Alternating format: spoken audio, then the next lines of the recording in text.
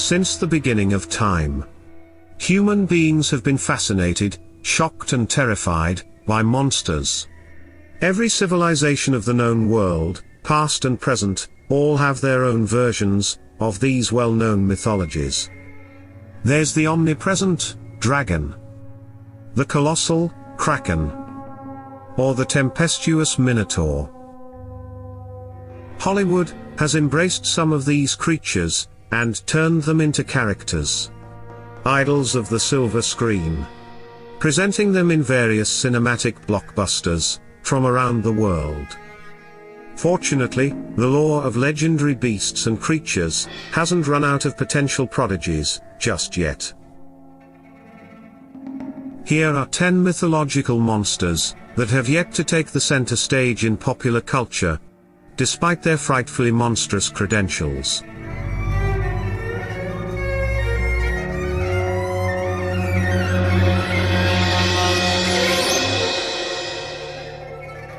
Originating from Inuit mythology, Amarok are a supernatural giant wolf from the barren lands of the Arctic. The Amarok is said to hunt alone, in contrast to the pack tendencies of its much smaller brethren. Many believe the legend of this lone wolf can be traced back to real-time ecological periods, when the untraveled, deep woods were indeed populated by larger varieties of wolves, like the better-known dire wolf. Some have also drawn parallels of this beast with the Wahila giant wolves that supposedly inhabited the northern parts of Canada. The term Amarok, according to famous Danish geologist, Dr. Henrik Johannes Rink, pertains to a supernatural monster in the region of Greenland. But other inhabitants from across the Arctic also believed in the Amarok. They too reported it to be a monstrous wolf, greater in size than a human being.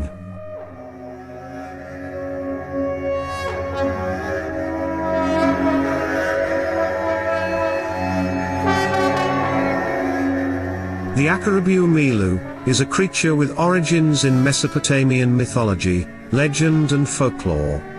Also known as the Scorpion Men, these beasts are mentioned in many myths written in the Akkadian language. The most famous descriptions being the Babylonian epic of Gilgamesh. They were said to be guardians of the sun god Shamash, and could be found around the mysterious region of the Mashu mountain, a great cedar mountain, through which the hero king Gilgamesh famously passed. He tunneled through the mountain in an epic journey, in search of the secret of eternal life. The Aqrabuamelu are described with over-exaggerated proportions. Their heads so big that they touched the sky, and a mere glance from such a creature would surely result in death. However, quite paradoxically, they were also depicted as nominally benevolent beings, who warned travelers of any danger in their future journeys.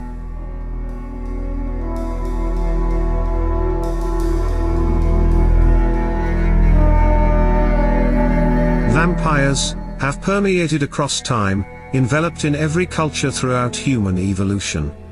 And the Mayan culture is no different. The Camazotz are the Mayan version of the iconic and dreaded vampire. This ancient legend shares many similarities with the well-known vampiric folklore of later eras. For example, the Camazotz have been described as a purely evil entity with the sole aim to cause terror. In fact, the legends speak of a ghastly tale. Mayan gods deliberately freeing the monster from its prison, for the sole purpose of destroying the entire race of Mayans. This act was intended to make way for a new order of humans. It was a devastatingly brutal punishment to the existing civilization. A punishment needed to quash any revolt by its subjects against the bloodthirsty divine will of the gods. Gods that demanded human sacrifices in return for protection.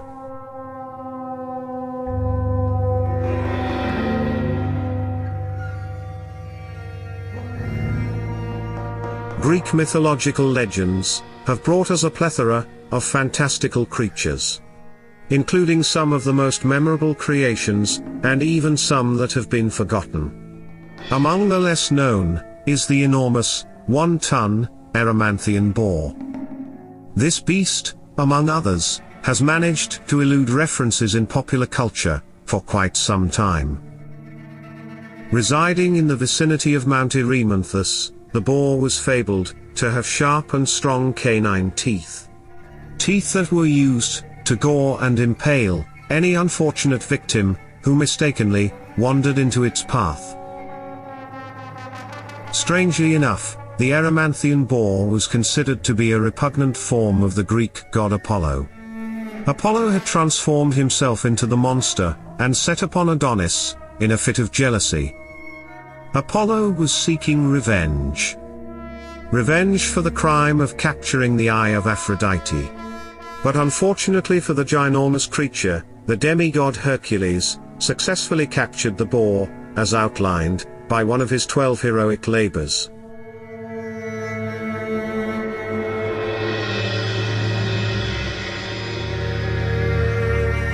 In the expansive landscape of evil monster mythology, exists a creature more monster than evil.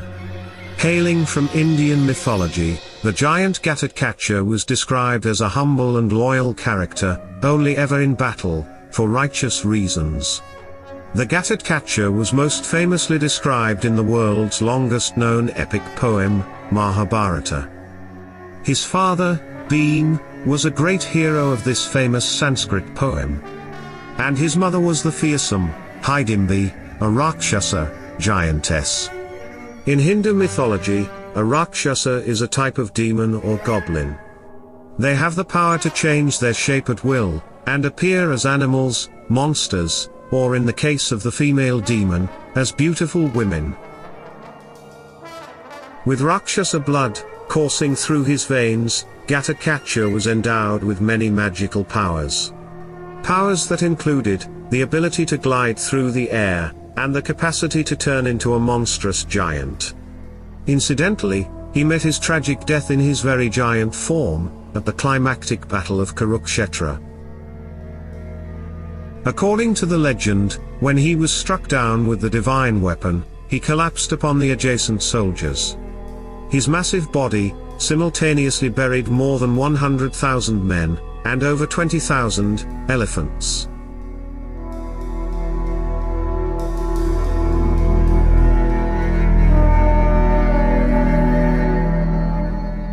According to British legend, the Gogmagog was the last survivor of a mythical race of giants that ruled the island of Albion before the arrival of Brutus of Troy and his Trojan followers. The Gogmagog was a muscular humanoid giant, sometimes described as more than 14 feet tall, and of course, said to be descended from demons. The folklore maintains that the Gogmagog himself was hideously repulsive in nature. He was even known to drape himself in various animal skins, to keep up his unpleasant and intimidating appearance.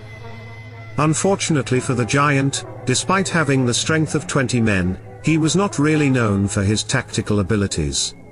And that, ultimately, caused his downfall, literally. While in a wrestling duel with the warrior Coinius, he was unceremoniously pushed off a steep cliff, to his death.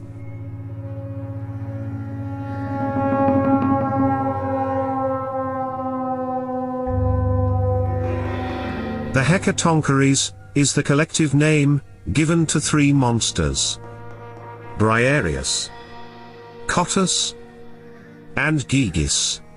They were the children of Gaia and Uranus. And they were not only known for their frightful enormity, but also for their ghastly arrangement of 100 arms and 50 heads. Even Uranus was so taken back by their ugliness that he decided to push them back into their mother's womb. On failing to do so, they were subsequently banished to the underworld of Tartarus. However, the Hekatonkeires more than made up for their revolting appearance when they helped the Greek gods in their fight against the Titans, who were also the offspring of Gaia and Uranus. As legend has it, the multi-limbed monsters were very helpful to Zeus during the war, as they were each capable of throwing hundreds of mountain-sized rocks at Zeus's enemies. Thus the Titans were finally defeated and cast into Tartarus, where they were imprisoned. As to the fate of the 100-handers, legend states that they returned to Tartarus to live nearby the bronze gates of the Titans' prison. There, presumably, they took up the position of the Titans' keepers.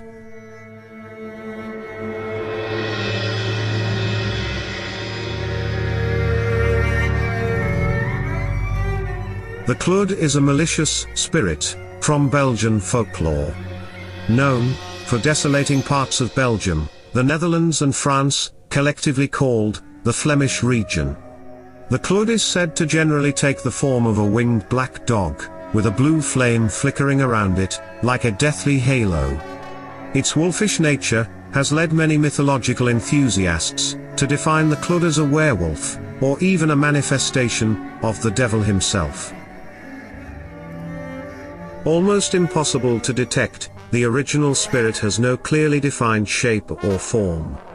Hence the Kludde can take on a myriad of appearances, including that of a cat, a snake, a frog, a horse, and even as a tree or a shrub. And, as every respectable monster, the supernatural being also has the power of speed, helping in catching up with its prey, and the power of speech, aiding the creature in conversing and manipulating its victims.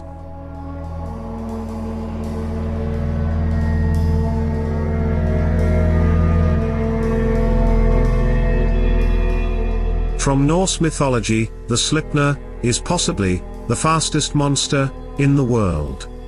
It was equipped with 8 enigmatic legs.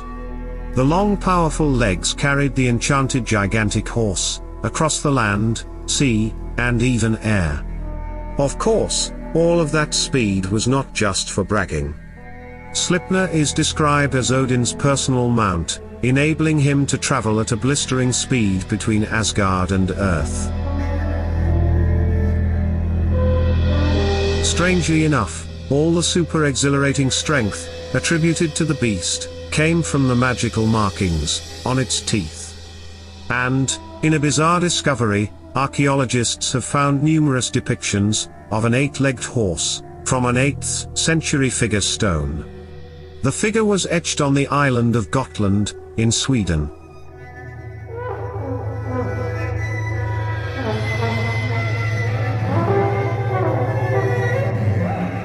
For our final entry, we have a marine-based monster from Native American mythology. The Ogopogo. A water serpent, with flippers along its flanks, and ominous horns atop its head. The Ogopogo is a crucial part of the folklore and traditions surrounding the Okanagan Lake, presently in British Columbia, Canada. The native tribes were said to have offered dead fish and live cattle as sacrificial offerings to the behemoth. Legend states that the Great Spirit demanded a sacrifice, so anytime anyone ventured onto the lake, they would have to bring with them a small animal to kill and drop into the lake. At some point within the last 100 years, belief in the water spirit transcended the supernatural realm, entering physical reality, and the Ogopogo was born. The serpent resides inside the dark caverns underneath the deep lake. The bones of its victims are said to be scattered around the shores of the monster island, sitting in the center of the lake. Some menacing descriptions of the monster even frightened the usually adventurous commuters from the early part of the 20th century. So much so that they armed themselves with weapons to defend against the monster during every crossing. That concludes today's video. If you liked this video, please be sure to like, share, and subscribe to this channel. Don't forget to click on the notification bell, so you don't miss new videos when they're uploaded. And, why not give a small donation via Patreon? Any amount is greatly appreciated and helps keep the content coming. Thanks for watching. Goodbye.